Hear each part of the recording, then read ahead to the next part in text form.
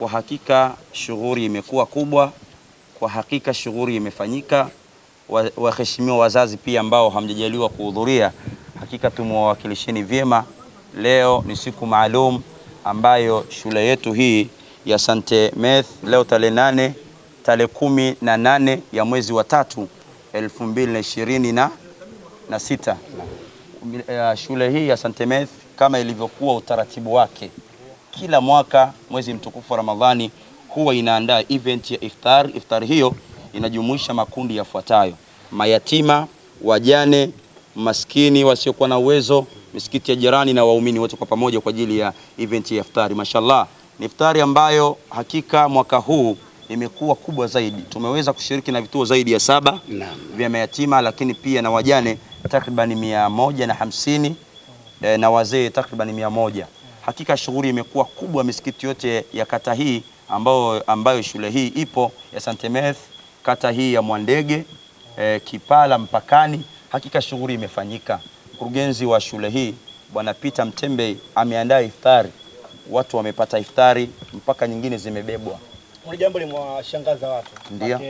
Watu wengi wakisikia neno Saint Matthew wanajua ni mtakatifu Matthew kama jina lake linavyoeleza. Ndio. Lakini watu wameshangaa kuona kuna msikiti, kuna sehemu pa kuswalia kwa Waislamu, kuna wanafunzi wa Kiislamu ambao katika shule hii. Labda unaweza kueleza nini kwa wageni ambao walifika hapa, lakini pia kwa watu ambao wako majumbani huko wangependa kujua nini ambacho kipo St. Matthew kuweza kujumlisha na Waislamu. Waliwahi kusikika wazungu wakisema kwamba don't judge the book, nini kinafuata?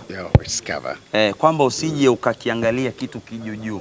Lakini Waswahili wa kizalamu wakasema neno la kuambiwa changanya na la kwako. Nini nakusudia kusema? Hii shule ya St.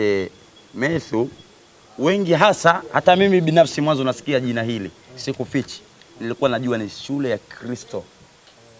Huu ni mwaka wangu wa 3 wa 4 nahudhuria event ya iftari. Lakini pia niko jirani sana na skuli hii, nimekuwa mwenye kuja sana, ambacho wengi kimwashtua hasa waliohudhuria, Waislamu ni wengi kuliko Wakristo. Lakini shule hii haina ubaguzi. Wakristo wanafanya ibada zao, Waislamu imetengwa sehemu maalum, hakifanyiki chochote ila inafanyika ibada ya swala 5. Na Idi ya mwaka huu 2026 inaswaliwa hapa, wanafunzi hawatakuwa likizo. Hivi watu kama hawa tu wanenee baraka ya aina gani? Akasema aljazau liihsani illa alihsan.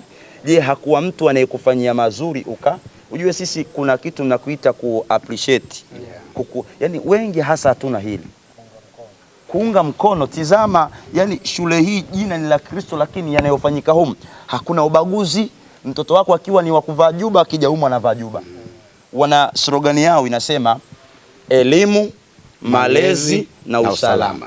Kwa ukimleta mtoto wako atapata elimu, ukimleta mtoto wako atapata malezi yaliyokuwa ni mema, akhlaki, zile tabia. Leo rais wetu Mama Samia Suluhu Hassan analia kuhusu masuala ya maadili. Waziri wa maadili Dr. Gwajima analizungumzia hivi swala la maadili. Lakini pia mufti wetu wa Tanzania analizungumzia swala zima la maadili. Tizama watoto ukija humu namna wanavyokusalimia. Sheikh, mimi Mnyamwezi, sisi Wanyamwezi watu wa bara kwenye kusalimia na huwa tunachuchumaa kidogo. Mimi nimeona ni mara yangu ya kwanza, yani watoto hapa hakusalimi huko amesimama good evening, yani anainama kidogo good evening.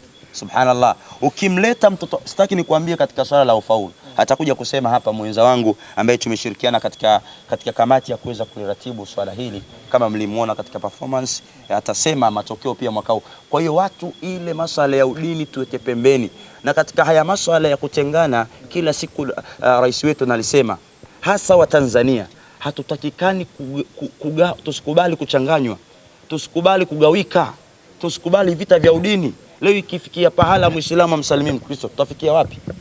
Mila zetu na desturi zetu wa Tanzania ni Muislamu na sio kwa Muislamu kusaidizana. Ndivyo tulivyolelewa na baba yetu, baba wa taifa, Mwalimu Julius Kambarage Nyerere. Leo nyumba ya Muislamu anakaa Mkristo, nyumba ya Mkristo anakaa. Tutakapofanya hivi, Mwenyezi Mungu atatia baraka na nchi yetu itaendelea kuitwa kisiwa cha amani. Tumaliza na hili Sheikh Firdaus. Ndio. Umezungumza kwenye issue ya kwenye swala la kugawa juzuu. Ndio. Kutoa juzuu 300 kwa ajili ya Waislamu wanafunzi ambao wanasoma hapa St. Mathayo au St. Matthew. Ndio. Labda unaweza kuwaeleza nini? Juzuu zitakuwa kwa muda gani? Baada ya muda gani utakoweza kuzikamilisha na vitu kama hivyo? Tunakaribisha hapa pia tunakaribisha wenye kuweza kutoa huduma za vitabu vya dini, kwa sababu hapa wameletwa walimu wa kusomesha somo la dini EDK na wanalipwa na uongozi wa shule, ambayo hii haijawa shule yoyote. Sisi tumezoea maustadhi kujitolea 200 sadaka, lakini hapa dini imepewa kipaumbele, na hii ni waibie siri. Hii ni miongoni mwa mafanikio ya hapa. Manake matokeo ya mwaka uliopita hizo division 1 hizo A mpaka watu wanasema jamani, pale wanawatoa walimu nje za nchi bwana, pale kuna nini? Mtoto anazungumza mpaka Kichina. Tunasema ukimtanguliza Mwenyezi Mungu fahuwa hasbu katika maisha yako, ili upate mafanikio, mtangulize Mungu.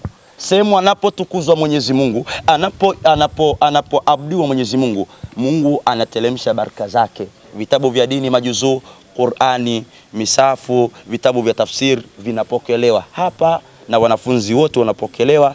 Na hivi sasa 2026 hii mwezi huu wa 3 kuelekea 2026 tuko katika masomo ya form 5 pre-form 5 tumeanza.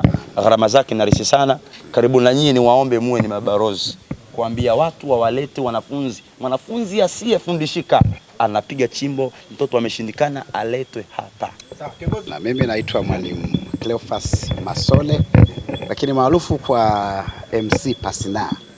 Ni mwalimu ambao nilijiunga katika shule hii mwaka 2007 hadi leo. Kwa ukiangalia na takriban ni miaka karibia 17 nikitumikia taasisi hii. Nilikuwa kijana kabisa na mpaka sasa nafikia utu uzima nikiwa hapa.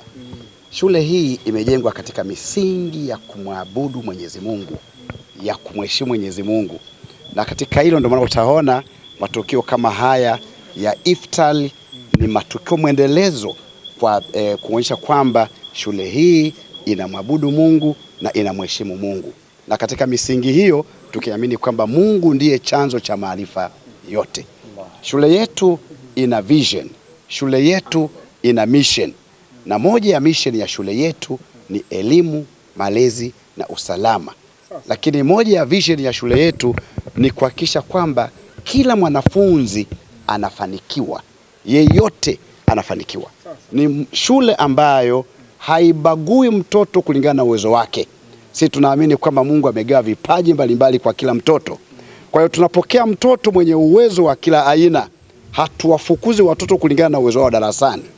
Mkurugenzi wetu ana slogan anatuambia kwamba shule yetu lengo lake ni kumwandaa mtoto wa Kitanzania kufanikiwa. Na katika hilo yeye mwenyewe mkurugenzi amekuwa akijitoa kuwafundisha watoto elimu ya nje ya darasa, kwa umaarufu sana elimu ya maisha. Ana kipindi maalum cha kuwafundisha watoto namna ya kuwa matajiri wakiwa wadogo, namna ya kutunza fedha wakiwa wadogo. Anawafundisha namna ya kujenga bajeti wakiwa wadogo. Kwa hiyo watoto wanaojiunga katika shule yetu si kwamba lengo lao ni kupata A tu na B tu, bali ni kufanikiwa katika maisha. Swali ambalo Mtanzania anaweza kawa anajiuliza au mzazi ambaye anatazama video hii angeweza kujiuliza. Wewe umekaa hapa kwa miaka zaidi ya 15 uko hapa St. Matthew. Hapa St. Matthew kuna primary school, kuna secondary school, lakini pia kuna high school. Ada zake zikoje? Swali zuri sana. Ada za shule hii ni ndogo sana. Ukilinganisha na taasisi nyingine, ada zetu ni ndogo sana, na kwa kweli kwa takriban miaka yote taasisi haijawahi kuongeza ada. Na ada zetu zinalipwa kwa awamu.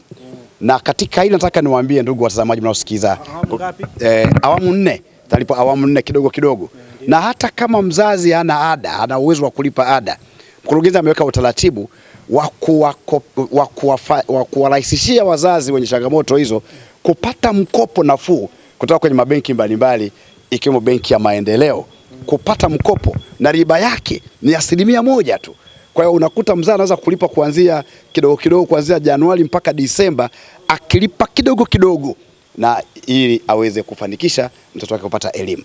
Kwa hiyo shule yetu ina ada ndogo, inalipwa kwa awamu 4 na kwa kweli nitoe rai kwa Watanzania kwamba taasisi ya St. Matthews ni kimbilio la kila mmoja katika nchi yetu.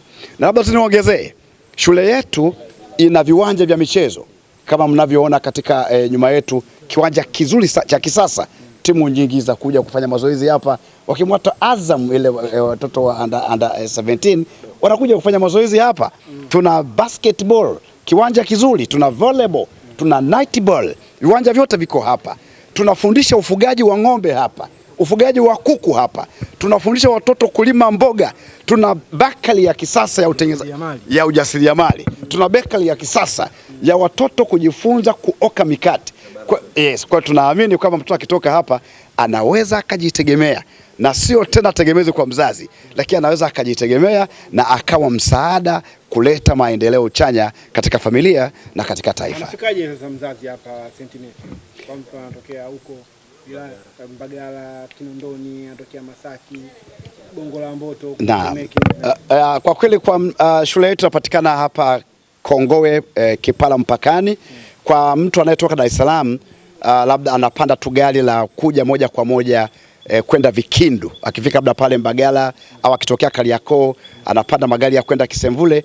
Akifika Kongowe Kipala, anamwambia tu nishushe geti la kwanza St. Matthews.